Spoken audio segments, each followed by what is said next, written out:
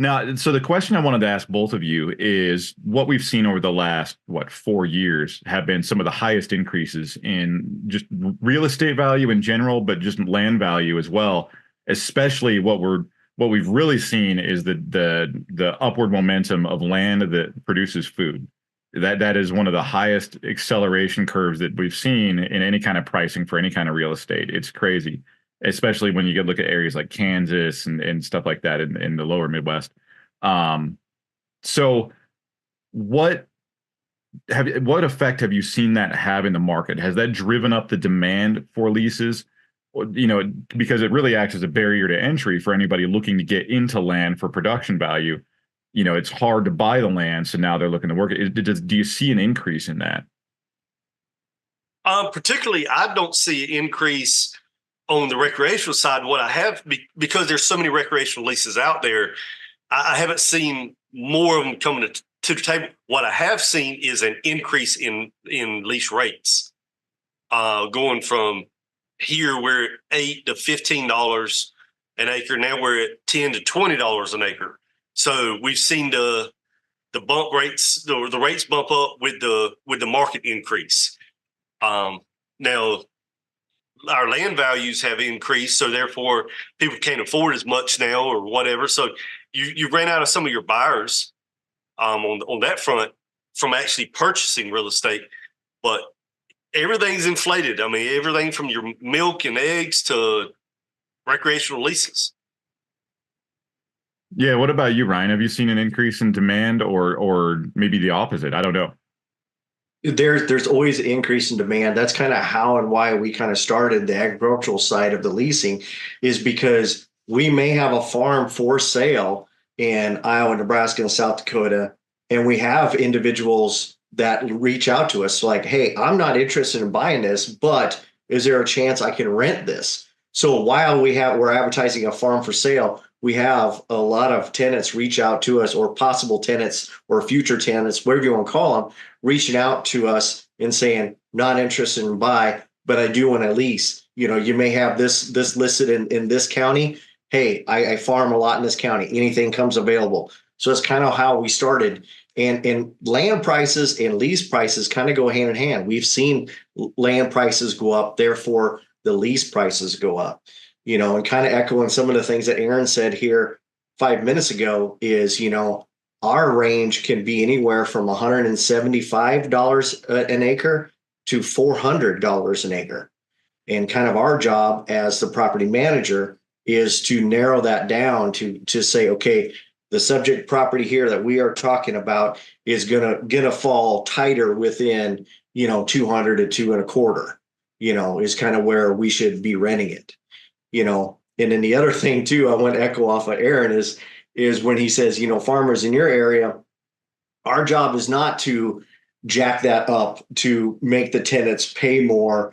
We just like to see an individual getting market, because I have seen areas when we list a farm for sale, we've had a tenant on here, he's paying $150 an acre. It should be on the upwards of $250, $275 an acre.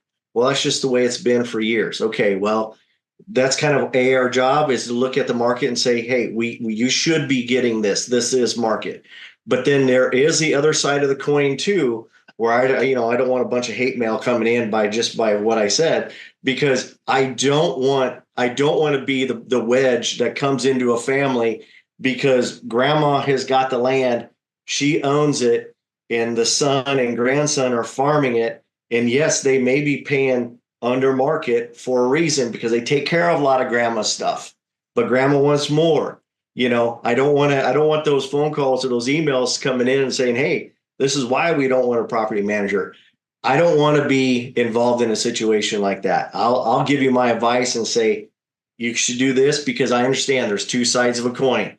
They probably do a lot of stuff around the farm and take care of grandmas and everything else. But then grandma's like, hey, I was at coffee and so-and-so's farm, she's renting it out for this, and I'm only getting that. So there are going to be those conversations. And like I said, I don't really want to be involved in those, but I can give you my advice and you guys can take it or leave it from there.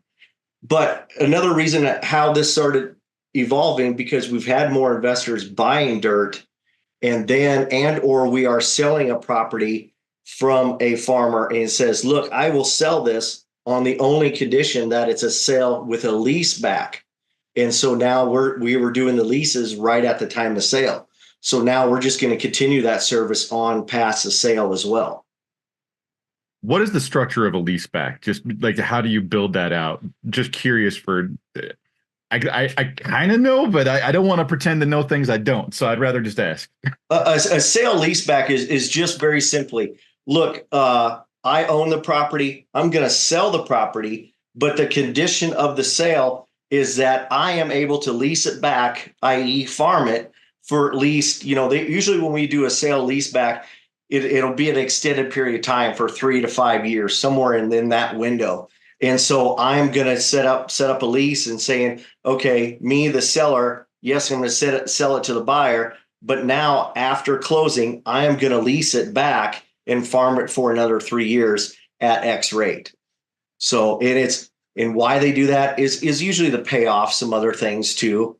Or it might be a farm that's, 10 miles out and they bought something closer and they're like, well, guess what? I could sell that one. I could lease it back, but I bought this one real close. So it's a way of pushing money around and or to get more acres within your operation. Do you ever see the opposite scenario where it's almost like a lease to own, rent to own kind of situation? No, a lot of those, I wouldn't want to call them lease to owns. A lot of them will be a seller carryback where the seller will sell to a buyer, but the seller will carry back the note, as in kind of like they're the bank. The buyer comes in, puts X amount down, and then they structure out the loan repayment where the seller carryback is what we'll call it, or a land contract, and that seller will technically be the bank for, and there's a variation of terms that we could set up, but a typical one would be, okay, I'm going to carry you for, once again, 3 to 5 years. We're going to figure out a down payment, and then we're going to figure out a monthly payment or a quarterly or annually payment. And then that's on top of owning the land. So the seller technically is the bank on that kind of thing. But I've never seen a rent to own type deal. Gotcha. Or I guess the question is, do you see the leasing market with potential to evolve, and what do you see it evolving to over the next few years? Because none of these markets ever really kind of stay the same. Or do you see it staying the same as far as demand and supply? I see staying the same, because in our area, this conversation I have with an investor. Let's say an investor is looking at an apartment complex. Yeah, the return on investment is probably higher, but the vacancy ratio is also higher on that too, and the maintenance on those are higher. Where land, there isn't a vacancy ratio. It's never vacant. There's always someone that wants to farm it, wants to do something on it. So like we said before, it's just another service that we can offer an individual, whether they need it or not. What about you, Aaron? So I didn't really understand how you were wording that question. Yeah, so I just didn't know if you saw sort of if you think that leasing will be in higher demand in sort of the next few years, or if just the supply and demand will kind of stay where it is as far as the market for it. How do you see that playing out? The recreational leases have been around long before I was born. So there's always been that people finding other reasons or ways to generate money off their land. I don't see it ever changing.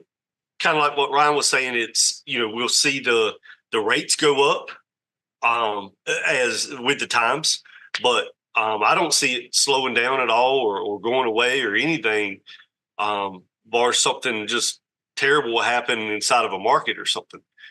Yeah, well, and part of my curiosity is with if land prices don't correct to the negative, which is kind of what we're seeing. We're seeing sort of a plateau in land values. We're not seeing huge declines.